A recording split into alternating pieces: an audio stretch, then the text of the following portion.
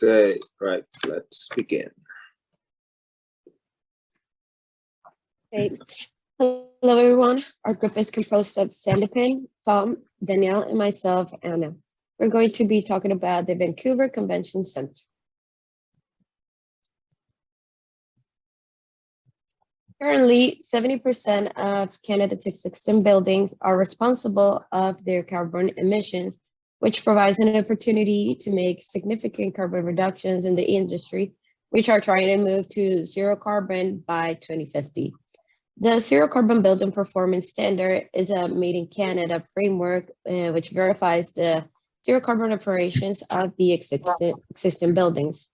These buildings represent really industry's best opportunity for cost-effective emissions reductions that spur the innovation in design, architecture, materials technology, which also creates jobs and businesses opportunities. So really, they're not only just focusing about the zero carbon emissions or how they are affecting the environment, but also affecting those other areas of sustainability, which create a better life for people living in that area. As an overview of the Vancouver Convention Center, this venue is comprised of a restored marine habitat that is embedded into the building's foundation. It has a 6-acre living roof, which is irrigated by an on-site blackwater plant, and makes the Vancouver Convention Center one of Vancouver's most iconic landmarks. Because of their innovative design practices and sustainability actions, they were the first convention center in the world to be awarded a double LEED Platinum. The building is also committed to maintaining their energy and water conservation practices, and they recognize that sustainability is an ongoing commitment, which really gives them the opportunity to keep improving and coming with creative ideas and practices to keep sustaining this, the building and their environment in which they are. Some pictures of the convention center really comes to tell you that sustainability doesn't have to be boring. It really can be very beautiful. As mentioned, it's really one of Vancouver's most iconic landmarks, and just by the look of these pictures, you can really understand why.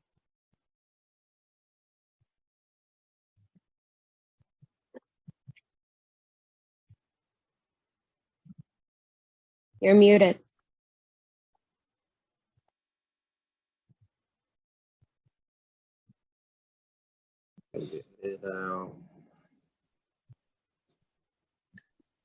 Okay, moving on, we will have a better look at the design aspect of the convention center.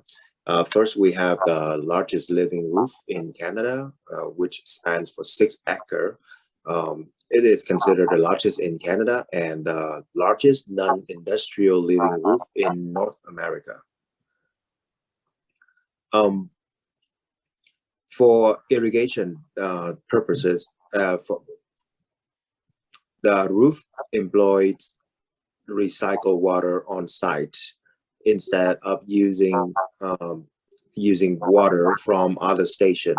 And in terms of during drier season, there is a black water recycle station on site, which recycle bathroom water into non-potable water for irrigation. And even more than that, they even install a desalinization station, which basically removes salt from the sea water, because they're right next to the sea, right? And use that water for watering the plants on the roof. So the roof, as part of the design, is not simply just a roof. It houses indigenous plants along with native bee hive. So in total, there are 4 beehives that produces honey, and so aside from the living roof that house the native plants, it also acts as part of the insulation for the building, which means it will reflect, sort of absorb and reflect the heat in the summer, and retain heat in the winter. Aside from that, there is a marine life habitat restoration sort of function built into it. As you can see on the photo on the bottom, there they sort of build in concrete steps right at the bottom where it meets the ocean, which facilitates the marine life and help recover the soil and the water in the surrounding area because of past activities, which already have as according to one research has been a historic salmon migration path. The on-site water recycling program was or briefly mentioned earlier, but just to be clear again, it helped. Basically the center by recycling, it divert more than 85% of the waste from the landfill. Aside from that, it was designed to take advantage of natural light and ventilation instead of using additional fan or vents. And it also has a newly built-in heat recovery system where it will collect the heat from vents and use it to recirculate that energy into the building. So in terms of performance wise, it will Sandipan will carry on. Okay, as Tom described the design of the Vancouver Convention Center, and I'm going to present the performance of those features. So first, the geothermal heating and cooling system. It gives almost zero carbon emitted in the atmosphere, which is very important. And next is the heat recovery system. That heat recovery system reduced around 150 tons of carbon dioxide equivalent. And next is very important, which is the black water treatment plant. Maybe it's not directly related to the carbon dioxide emission, but it reduces resilience of domestic fresh water by approximately 70%. Next is the artificial marine habitat. This is a very important part for the ecosystem surroundings, which have almost 43 local species of marine organisms and fish. Next is the most important, in my opinion, which is the living loop. It actually helps in conserves energy during the summer and winter time. It conserves energy by reducing heat gains in the summer by approximately 96%. And in the opposite, in winter, heat losses for winter months is 26%. Also, as Tom mentioned, that it have many species living around. One research shows that it have critical habitat of 17 species of cyphids. Also, next is the geothermal heating and cooling system. It gives almost 2 to 4% reduction in annual energy cost estimates.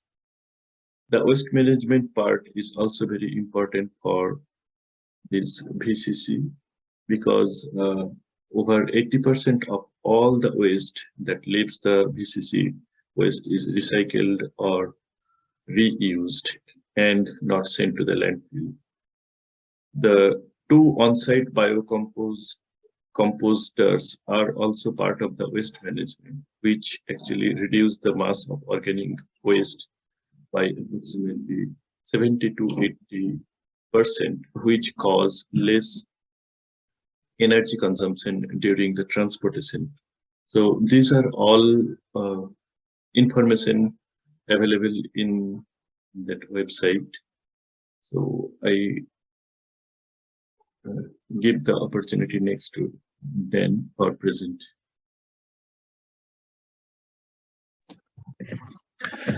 Has a gaps and suggestions.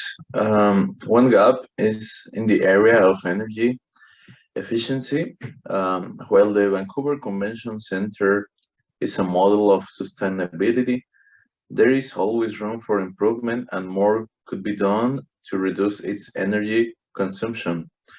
For instance, the facility could consider increasing its use of renewable energy sources such as wind or solar power to further reduce its carbon footprint. Another area of concern is waste management. There may be ways to increase its recycling rate. One suggestion would be to work with local business to ensure they are also recycling as well as educating visitors on recycling and composting during events.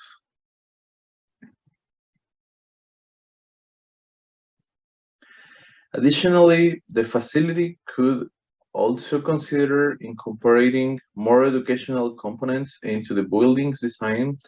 While it is an incredible example of sustainability architecture, there is a missed opportunity to provide educational resources and exhibits for visitors to learn more about sustainable design and practice. Overall, the Vancouver Convention Center is an impressive model of sustainable design, but there is always room for improvement. The suggested areas of focus for the facility include increasing renewable energy sources, improving waste management, and incorporating more educational components into the design, but continuing to prioritizing sustainability, the Vancouver Convention Center can serve as a leader in sustainability design and inspire others to do the same.